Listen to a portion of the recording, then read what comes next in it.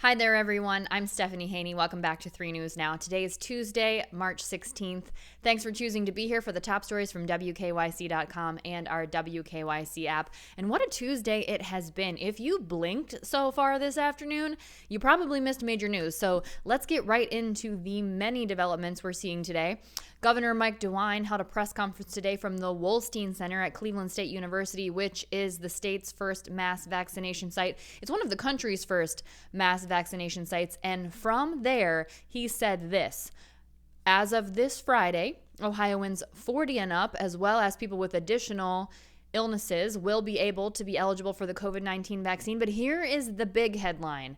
As of Monday, March 29th, Ohioans 16 and up, every single Ohioan will be eligible for the COVID-19 vaccine. So that's just 10 days from this Friday when a lot more people will also be eligible. So on Friday, again, that's 40 and up, and that'll be about 818,000 more people who are eligible, and also people who have cancer, chronic kidney disease, chronic obstructive pulmonary disease, heart disease, and obesity. That's about 766,000 more people. So we're looking at roughly about 1.5 million more Ohioans eligible as of Friday, and then every adult, including people who are ages 16 and 17, eligible on Monday, March 29th. Now, important for the people who are 16 and 17, those people are only eligible to get the Pfizer vaccine, not the Moderna and not the Johnson & Johnson. That's because FDA emergency use authorization has only been granted to the Pfizer vaccine for people who are 16 and 17. For Moderna and Johnson & Johnson, the emergency use authorization has only been granted for people who are ages 18 and older. Now, what's happening at the Wolstein Center at Cleveland State University is we're actually seeing people get vaccinated today. This is sort of a soft launch. Now, we did know that tomorrow, when it sort of officially opens up, that it would only be expecting to handle about 1,500 people, and the capacity is set for 6,000 people. So by next week, Ohio hopes to have that site up and running to the point that it can handle 6,000 people a day. But today they started the process of figuring out how they're going to get up to 1,500 people through tomorrow. So there was a soft opening today, and we've been covering that on a live blog on WKYC.com. One person who got in for the soft opening today by the name of Erin O'Brien tweeted a photo saying that she was among the people who were in there to get the vaccine. And she said that she walked into the building at 8:15 a.m. and she was on the way out the door at 8:41 a.m. But she did point out that, yes, they are not giving out the full capacity of vaccines today, so it did move pretty quickly. Another person is one of our own. 3 News contributor Doug Tratner was also at the Wolstein Center today. He said from parking to getting jabbed, as he put it, was less than 15 minutes. And he said it was an incredible process and people. So we've got all of that up on WKYC.com if you want to take a look at that.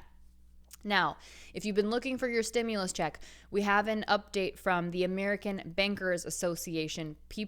A lot of people, tens of millions of people by their estimation, should be receiving those stimulus checks on Wednesday, March 17th. That's because of the official payment date that was listed on the payments as they came from the federal government. So the banks wanted to make clear to people they're not holding the funds. They simply won't have the funds available to them until March 17th, which is tomorrow. So a lot of people should see that happening tomorrow. Now, if you want to check when you'll get your payment, we do have a link on WKYC.com to the IRS's Get My Payment tool, which will tell you when you are scheduled to have a deposit in your account for the stimulus payment. Now, don't be concerned if it says some sort of an error and you believe that you are eligible for the stimulus payment. That does not necessarily mean that it won't be happening. It just might take some time for them to figure that out and work through getting you your payment. Now, as a reminder, these will be payments for up to $1,400 for each adult, child, and adult dependent. So that includes college students and elderly relatives. That's different from before. Previously, adult dependents were not eligible to receive payments in the 2 rounds of stimulus payments that we previously received. So again, if you want to check that out, that Get My Payment tool is linked on WKYC.com. Now let's take a look at the latest COVID-19 numbers. These come from Johns Hopkins University at the global and the national level. Globally, the total number of cases is now at 120,453,308. The total number of deaths is now at 2,664,973. And here in the U.S., with 4% of the global population, we are holding steady at the vast majority of the cases and the deaths. We have 24.5% of the global cases and 20.1% of the global deaths, according to the numbers from Johns Hopkins University. And here in the U.S., we have 29,512,462 total reported cases since the beginning of the pandemic, and a total of 536,068 reported deaths. We have the new numbers in from the Ohio Department of Health. The new number of cases is up again from yesterday, 1,883 total cases in the last 24 hours. We don't have an update on reported deaths for you today, but we have seen 114 new hospitalizations in the past day. That's up from yesterday. But the total number of people in the hospital is down from yesterday. That number is 867. Now, out of those people, 238 are being treated in the ICU, and we've seen 10 new ICU admissions in the last 24 hours. Now, of course, we've been talking a lot about vaccines and people getting access to those vaccines, and the Wolstein Center at Cleveland State University opened up. So let's take a look at the vaccine numbers here in Ohio. As of right now, 12.2% of Ohio's adult population has completed their COVID-19 vaccine. So that's over 1.4 million people and 26,000 more people in the last day. The people who have started it, we're now at 20.8% of Ohio's population and over 2.4 million people, and an additional 41,000 in the last day. Now, as the Wolstein Center gets operating, we'll see that number increase dramatically in the coming weeks, and we'll be watching that. Now, yesterday, we talked about an IRS waiver and a tax break on unemployment benefits because many people don't necessarily realize that unemployment benefits are taxable. Well, as part of the American Rescue Plan, there's a waiver there for the first $10,200 of unemployment benefits that people have received. So people were wondering, what if I've already filed my 2020 tax returns? Well, our Romney Smith talked to a financial expert, and that financial expert said this: if you've already filed your 2020 tax returns, don't do anything. Don't file an amended return.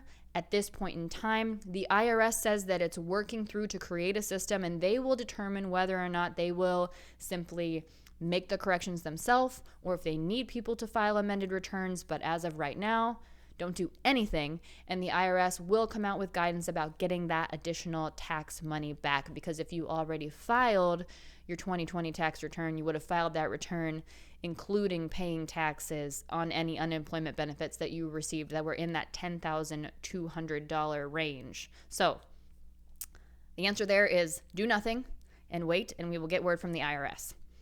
Now we have an update about what's going on with FirstEnergy, which, as of course you remember, FirstEnergy is embroiled in the bribery scandal where people are facing federal charges related to a alleged dark money misuse of money that was put into a dark money organization. And so now billionaire Carl Icahn, it looks like, will be getting 2 seats on FirstEnergy's board. And Icahn reportedly controls over 3% of FirstEnergy shares and makes him one of the top 5 shareholders. He's got a stake of over $600 million. And FirstEnergy is reportedly going to give him 2 seats on the board to stop a proxy vote battle. So what we're seeing in reports is that 2 employees of Icahn's firm, Jesse Lynn and Andrew Tenno, are expected to join the board, and they'll serve on committees focused on helping the company improve compliance and settling litigation, according to people who are familiar with the matter. Now, this would expand the board to 14 directors, could be finalized today if talks don't fall apart. Now, here's a reminder of what happens.